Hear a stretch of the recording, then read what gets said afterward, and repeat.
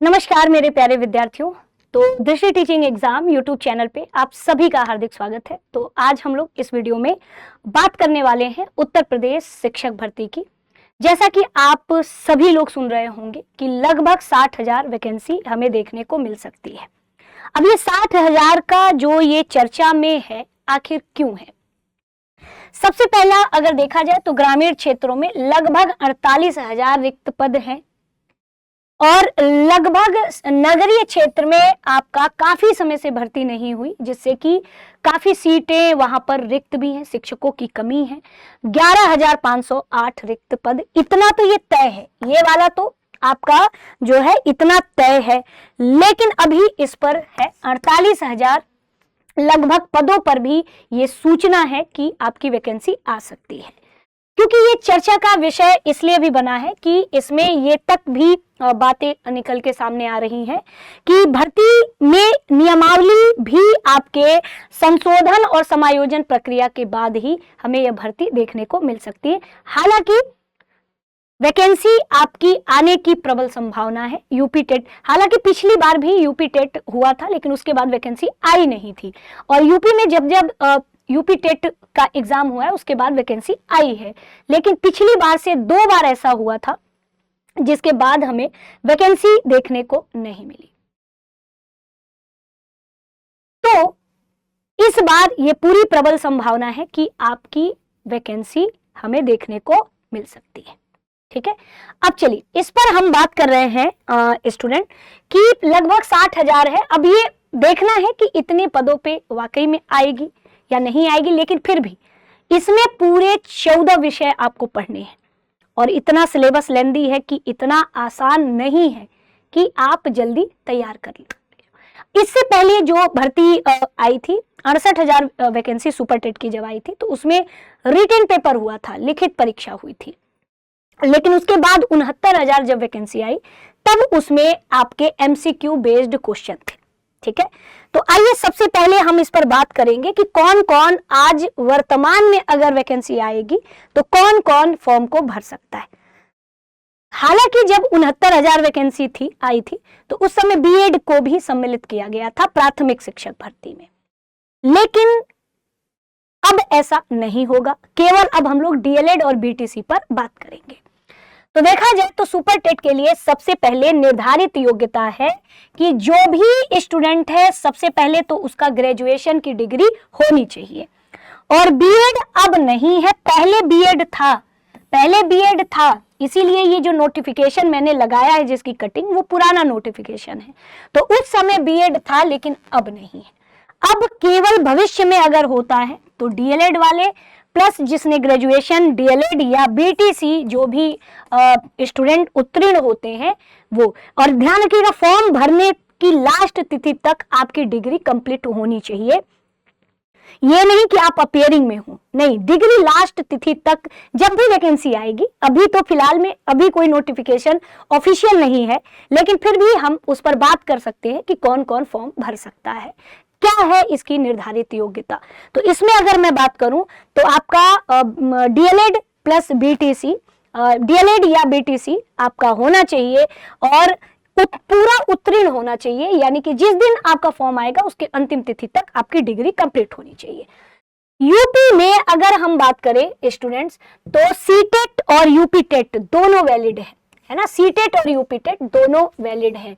तो यदि आपने सीटेट पास किया हुआ है तब भी आप वैलिड हैं, फॉर्म भरेंगे। ये निर्धारित योग्यता है कि आपके पास ग्रेजुएशन प्लस में डीएलएड बीटीसी में से कोई एक डिग्री होनी चाहिए, या फिर और साथ ही साथ आपका सीटेट पेपर 1, कौन सा पेपर 1 अगर प्राथमिक के लिए है तो पेपर 1, और अपर प्राथमिक यानी कि उच्च प्राथमिक के लिए है तो पेपर 2 आपका पास होना चाहिए।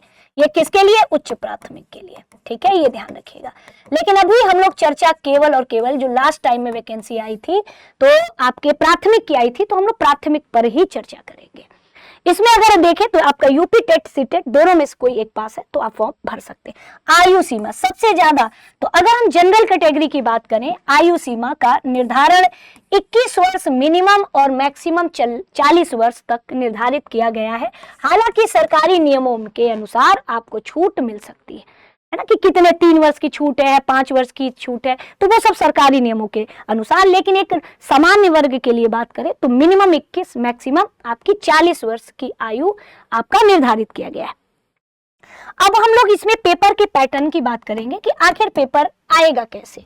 तो पेपर में अगर हम बात करें बच्चों, तो पेपर की अवधि 2.5 घंटे की होती है। 150 मिनट, मतलब कुल मिलाकर के 150 मिनट या 2.5 घंटे की पेपर की अवधि होगी। और आपने देखा कि पहले से ही पेपर का पैटर्न आयोग ने अपनी वेबसाइट पर डाल दिया है। उत्तर प्रदेश शिक्षा सेवा चयन आयोग ने वेबसाइट पर पहले से ही सिलेबस डाल दिया है कि बच्चे अपनी तैयारी करते रहे। देखा जाए तो प्रश्नों की संख्या 150 होगी। 150 नंबर का पेपर आता है। 150 अंक का 150 सवाल आपके पूछे जाते गए थे। 69,000 जब वैकेंसी आई थी। ध्यान रखिएगा बच्चों, निगेटिव मार्किंग नहीं थी, हर प्रश्न पे 1 नंबर आपको मिल रहा था। अगर हम विषय वस्तु का स्तर देखें तो भाषा में हिंदी, संस्कृत, अंग्रेजी, है ना, और विज्ञान, मतलब जितने भी विषय हैं, जैसे देखो आपको भी पता है कि इनमें सारे विषय आते हैं, है ना। कुल मिला के जो कठिनाई का स्तर होगा वो 12th लेवल का होगा। आप जो भी विषय पढ़िए इंटर के लेवल तक ही इसमें लिखा है कि कक्षा 12 स्तर का होगा। जबकि शिक्षण कौशल, बाल मनोविज्ञान, सूचना तकनीकी, जीवन कौशल, प्रबंधन एवं अभिवृत्ति, ये आपके डीएलएड में, जो आपने यूपी में डीएलएड किया है या यूपी में डीएलएड जो पाठ्यक्रम है आपका, उसी आधारित क्वेश्चन इसमें देखने को मिलेंगे। अब आगे देखिए, 12th लेवल का मतलब है हिंदी, संस्कृत, अंग्रेजी, ये सब इंटर लेवल तक का आपका होना चाहिए। तो 40 अंकों का केवल भाषा होगी बच्चों, हिंदी, संस्कृत। ऐसा नहीं सोचिएगा कि मेरा तो यूपी टेट में हिंदी और संस्कृत रहा है तो बस हम उसी का पेपर देंगे, नहीं। सुपर टेट में आपको सब देना पड़ेगा, चाहे आपने जो भी भाषा यूपी टेट, सी टेट में रखा हो, उससे कोई मैटर नहीं है। अगर आपको संस्कृत नहीं भी आती है तब भी आपको संस्कृत पढ़ना ही पढ़ना है, ठीक है। तो 40 अंकों का आपको हिंदी, संस्कृत और अंग्रेजी, ये 3 भाषा आपको 40 अंकों का देखने को मिलेगा, ठीक है। अब आगे आते हैं विज्ञान आपको 10 अंकों का देखने को मिलेगा, है ना, पूरा, है ना। कुल मिला के मान के चलिए कि पर्यावरण, प्राकृतिक संसाधन, इन्वायरमेंट एक ऐसा है कि जो विज्ञान में भी काम करेगा आपका और इन्वायरमेंट में भी काम करेगा। गणित में अगर देखा जाए तो गणित 20 अंकों की होगी, है ना, 20 प्रश्न 20 अंकों की होगी। पूरा पर्यावरण एवं सामाजिक अध्ययन, जिसमें आपका पृथ्वी की संरचना, नदियां, पर्वत, महाद्वीप, महासागर, ये सब आपके चैप्टर्स, जब आप एससीईआरटी की किताब उठाओगे तो ये सारे चैप्टर्स के नाम दिए गए हैं। उसी चैप्टर के आधार पे 10 अंकों का आपका ये सेक्शन है। शिक्षण कौशल आप देखोगे 10 अंकों का है। बाल मनोविज्ञान आपका 10 अंकों का है। सामाजिक ज्ञान, इसमें कम से कम 8 क्वेश्चन तो आर्ट एंड कल्चर से आते हैं जीके में, और यूपी जीके से आते हैं। तो यूपी जीके और आर्ट एंड कल्चर लगभग 8 से 9 से 10 सवाल आपका इस सेक्शन में देखने को मिलता है, क्योंकि इसमें जीके दे दिया है ना, सामान्य ज्ञान और करंट अफेयर्स आप देख सकते हो। तो अगर हम 30-10 देखें तो पूरे 40 अंकों की तैयारी आपकी हो सकती है। सुपर टेट में पर्यावरण और ये वाला लगभग मिलता जुलता सेक्शन है। तार्किक ज्ञान यानी पूरा रीजनिंग आपकी आनी है 5 नंबर की। सूचना तकनीकी आपकी आनी है कंप्यूटर, आपके 5 अंकों का। जीवन कौशल, प्रबंधन एवं अभिवृत्ति आपकी आनी है 10 अंकों का। प्रश्न भाषा अंग्रेजी और हिंदी दोनों माध्यमों में आपका यह लैंग्वेज पेपर का होगा। और कौन कौन भर सकता है? क्या अदर स्टेट वाले भर सकते हैं? अगर सीटेट अदर स्टेट वाले पास हैं या यूपी टेट, दोनों में से कोई एक पास है और आप भारत के नागरिक हैं तो फॉर्म आप भर सकते हैं भविष्य में जब आएगा तो, ठीक है।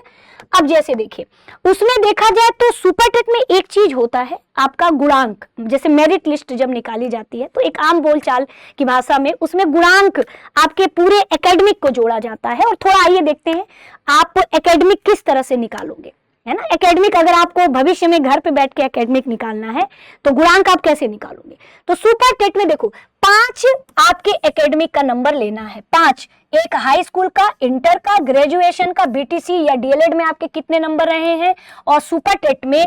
तो आप सोचोगे कि मैं सुपर टेट में बस नंबर पा लूं मेरा सिलेक्शन हो जाएगा, नहीं, है ना। इसमें गुणांक निकाला जाता है, high school, inter, graduation, BTC या डीएलएड, जो भी आपने, देखो एक ही चीज है। पहले बीएड का भी गुणांक लिया जाता था, हालांकि बीएड मैंने यहाँ से हटा दिया है, लेकिन पिछली भर्ती में बीएड था, लेकिन मैंने अभी हटा दिया है। क्या मतलब, जो चीज हट गई है उसको क्यों ही लेना है।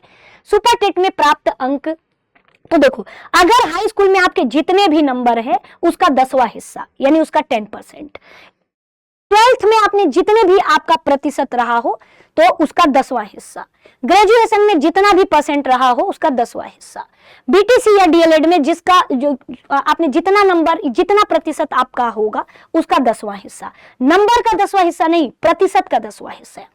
सुपर टेट में आपने जितना अंक पाया है उसका 60% हमें देखना है। तो चलिए अब देखो, प्रत्येक डिग्री के प्रतिशत का हमें 10वां हिस्सा लेना है, और सुपर टेट का आपका 60% यानी कि अगर हम देखें तो 0.6, जितना भी प्रतिशत होगा उसको 0.6 से हमें गुणा कर लेना है। अब आइए कैसे हम निकालेंगे। सपोज दैट मैंने किसी एक बच्चे का पूरा ये एकेडमिक लिया है, हाई स्कूल में मान लो कि उस बच्चे का 60% रहा है, 60% उसने नंबर 60% पाया है। अब उसका एकेडमिक सुपर टेट में गुणांक निकाला जाएगा, तो 60 को आप सीधे 10वां हिस्सा यानी 10 से भाग दे दीजिए, तो उसका एकेडमिक कितना आया, 6 आया। इंटरमीडिएट में उस बच्चे का 63% था, तो 63 का 10वां हिस्सा अगर हम देखें तो 6.3 भाग दे दीजिए, आ जाएगा। ग्रेजुएशन में उसका 57% रहा है, तो 57 का 10 से कर देंगे तो 5.7 आ जाएगा। बीटीसी या डीएलएड में उसने 83% पाया है, तो आप 83 का है ना 10वां हिस्सा देखोगे तो 8.3 आ गया है। सुपर टेट में उसने बड़ी मेहनत की और 150 में उसके 105 अंक आए, है ना, 105 अंक। तो 150 में 105 अंक का हम प्रतिशत निकालेंगे तो उस व्यक्ति का कितना आया बच्चों, तो कितना आया बच्चों, तो आप भी जानते हो कि आपका 70% आया। कितना आया, 70। अब इस 70% का गुणांक निकालेंगे तो हमने कहा ना कि प्रतिशत का 60%, है ना, प्रतिशत का 60%, तो 0.6 का आप मल्टीप्लाई कर दीजिए तो कितना आया, 42 अंक आया।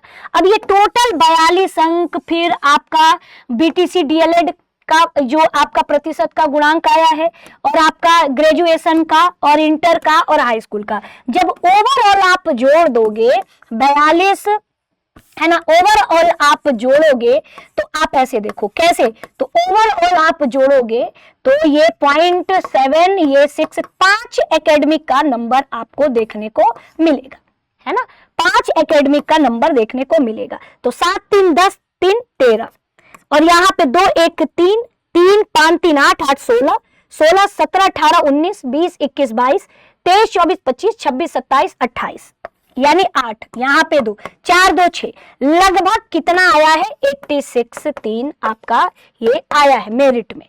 और ठीक है, तो इसी से आपकी मेरिट डिसाइड होगी। तो इस तरीके से आपको निकालना है। तो इसी तरह से मेरिट बनी थी जब लास्ट टाइम में 69,000 वैकेंसी आई थी। तो ये गुणांक है, ठीक है, इस तरह से निकाला जाता है। तो कुल मिलाकर के बच्चों 14 विषय हैं पूरे, अगर पढ़ोगे तो पूरे 14 विषय आपको देखने को, है ना, मिलेंगे, और आपको पढ़ना ही पढ़ना है एक एक चीज। तो कुल मिला के जो ये सब सेक्शन है ना, जीवन, बाल मनोविज्ञान, अगर आपने डीएलएड बहुत ईमानदारी से किया है ना, अपना डीएलएड बहुत ईमानदारी से डीएलएड या बीटीसी किया है, यकीन मानिए इन सब पे बहुत स्कोर अच्छा हो जाएगा। विज्ञान के लिए आप हाई स्कूल उठा लीजिए, हाई स्कूल का आप उठा लीजिए किताबें, पूरा विज्ञान का हाई स्कूल की एससीईआरटी की बुक्स पढ़ डालिए, है ना, 9 10th की, वहां से काम हो जाएगा। पर्यावरण और ये आप एसएसटी की बुक उठाइए, है ना, एससीईआरटी की बुक की पढ़ डालिए, काम हो जाएगा।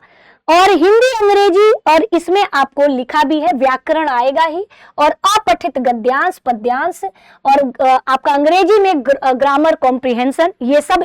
तो कुल मिला के इन्होंने पहले ही कह दिया है कि कठिनाई का जो स्तर होगा ना वो हम 12th स्तर का रखेंगे, ये ऑलरेडी पहले से बताया। तो कोशिश करिए कि इंटर तक की, हालांकि अब 11th 12th की तो एनसीईआरटी की बुक ही यूपी में चलती है, तो आप एनसीईआरटी पढ़िए, ज्यादा बेहतर होगा, है ना, विषय के लिए। करेंट अफेयर्स अभी से पढ़ना शुरू करिए, यूपी में लगभग 6 से 7-8 महीने का करंट पूछा जाता है, अभी से पढ़ना शुरू करिए। और बाकी हम खुद 3 बजे, है ना, यूपी टेट सुपर टेट की क्लास लेते हैं, आप 3 बजे भी आ सकते हैं कक्षा में, ठीक है। और बाकी एनसीईआरटी आपको भूगोल पढ़ना है तो सुबह 9 बजे भी हम जो है पढ़ाते हैं। तो कुल मिलाकर के यही पूरी तरह से चीजें हैं कि योग्यता क्या है और आयु सीमा भी हमने आपको बता दी है। तो ये एक तरीके से बेसिक एकदम है ना, कम समय में हमने आपको बताया है। यदि आपको और डिटेल में तैयारी करनी है तो 87501 पे आप दृष्टि लर्निंग ऐप से भी जुड़ करके अपनी तैयारी को और साकार कर सकते हैं, अच्छा कर सकते हैं। और वैकेंसी निश्चित तौर पे आपकी आनी है क्योंकि इलेक्शन भी है ना 2027 में है।